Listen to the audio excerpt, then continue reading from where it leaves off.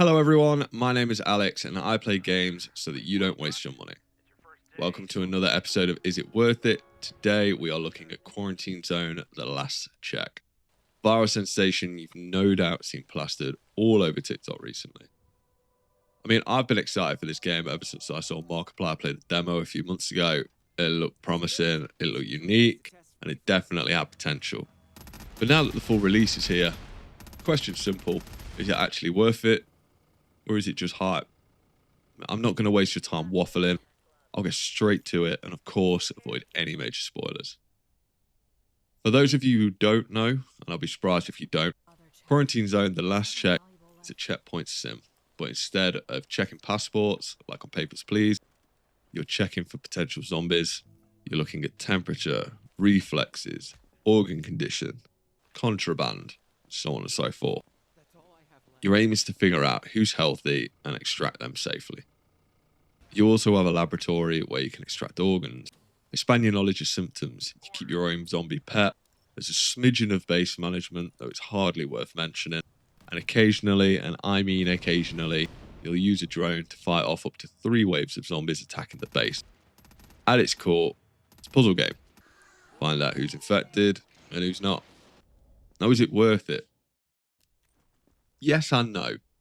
There is a market for this kind of game, but if you like checkpoint sims, relax play, and a lot of repetition, I mean a lot, then this is right up your alley. If not, no, you won't enjoy this at all. The loop is extremely simple. You wake up, check quarantine, scan survivors, fulfill your bulletin request, check supplies, sleep.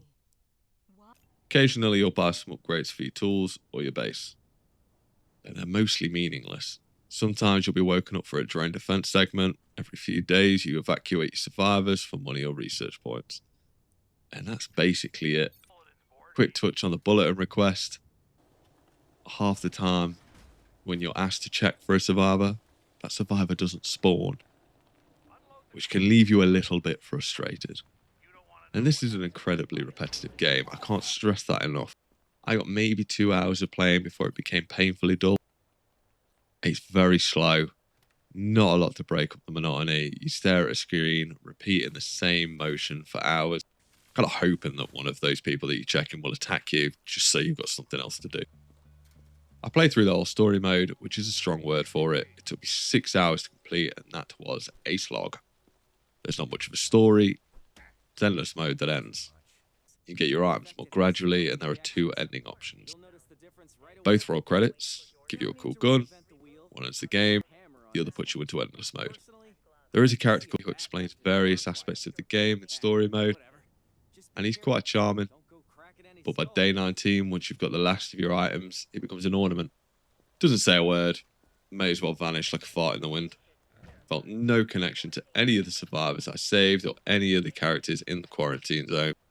By the end, I was admitting anybody just to make something interesting happen. If they died, they died. I didn't really care. To top it all off, the further you get into the game, the less you have to do. With a couple of upgrades, your base essentially takes care of itself. A symptom detector tells you what to check. It funnels the gameplay down so heavily that there's barely anything left to interact with. But good news, if you played the demo, you've essentially played the game. There are some slight changes. You now have a laboratory to extract organs and find different symptoms, but it doesn't add anything particularly meaningful. You've managed absolutely fine without it. It feels like a way to draw out gameplay, to be perfectly honest. My favourite part, unfortunately, was removed, and that's the need to manually fill your survivors' needs: gasoline, food, medkits. That's now all handled in the base management screen. It essentially removes the need to ever enter the survivor block at all outside of the odd bulletin request for graffiti. In terms of bugs, everybody knows that this game was launched with a lot of bugs.